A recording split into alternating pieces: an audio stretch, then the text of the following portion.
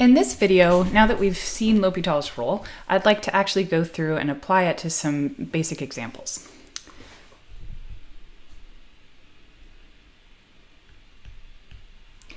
Suppose we're asked to go back to our motivating example from the beginning of our first video.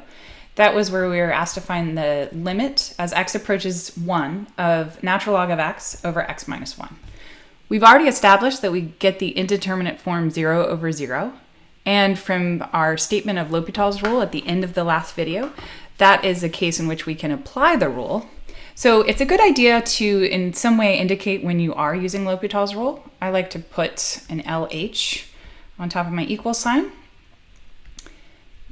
Oops, let's see.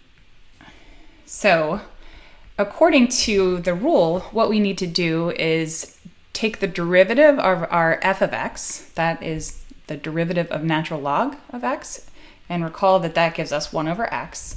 And in the denominator, we differentiate g of x, which in this case is the derivative of x minus 1, which is 1. So now we're saying this limit is equivalent to that of the function 1 over x as x approaches 1. And we no longer have an indeterminate form. I can simply plug in the value of x equaling 1, and then we get our answer. All right, another example. Suppose we want to find the limit as x approaches 0 of the function sine of x divided by x. Again, we get here 0 over 0 if we try to plug in the limiting value. That's an indeterminate form, so I want to use L'Hopital's rule.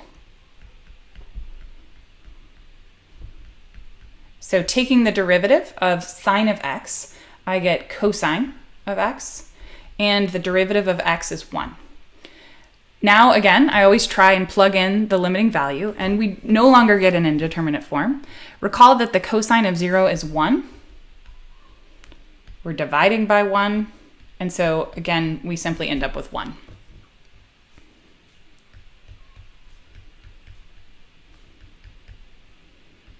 If I want to find the limit as x approaches infinity of e to the x over x squared, this is an indeterminate form, but it's a different kind. Both the numerator and the denominator are heading toward positive infinity, but that is still an indeterminate form, so L'Hopital's rule can still be applied. And if I take the derivative of e to the x, I get e to the x. The derivative of x squared is 2x. And note that when I try to find this limit here, I once again have an indeterminate form. Both the numerator and the denominator still head toward positive infinity. So this is an instance, like I alluded to in the last video, where I would have to use L'Hopital's rule again. And so at this point, I'm taking the derivative of my numerator function and my denominator function that is recently written here. Once again, the derivative of e to the x is e to the x. Whoops, shouldn't have an equal sign there. Okay, so I have e to the x, and the derivative of the denominator here is simply 2. At this point, I've finally gotten to the place where I no longer have an indeterminate form. While the numerator is still heading to infinity, the bottom is not, it's just 2. So this is going to yield infinity as the outcome for my limit. Suppose we want to find the limit as x approaches 0 of x over e to the x. Plugging that in, note that I don't get an indeterminate form. I'm going to get 0 divided by e to the 0, but that's 0 over 1. Oops, and I'm just going to get 0 there. So this is thrown in there as kind of a warning, just to remember that even though we've got this new rule that we're playing around with, it's not always going to be applicable. If I had mistakenly taken the derivative of the top and bottom there, I would have gotten an incorrect answer. So it's not only that I don't need to use it, I shouldn't use it here. And so you want to be careful that you only use L'Hopital's rule when it is applicable. In our next video, we'll point out that sometimes these indeterminate forms can be a little bit hidden, and it requires you to manipulate the limit in advance. So we will have to be on the lookout for that. But for now, just thinking about if a good first step is to try to simply plug in the limiting value to check first, is this an indeterminate form?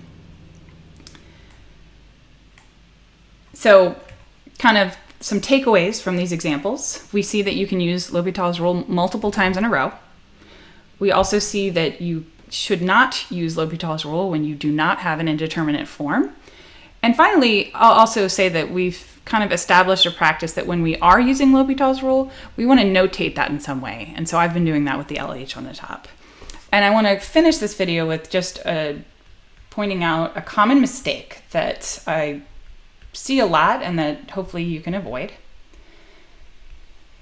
is when a student wants to use L'Hopital's rule to evaluate the limit of some f of x over g of x, sometimes I'll see them applying the quotient rule, which is an understandable mistake because if I take the derivative of f of x over g of x, that's a quotient, right? But importantly, when we're using L'Hopital's rule, you are treating those as two separate functions. You have the derivative of f of x separate from the derivative of g of x. You are not looking at that as a quotient.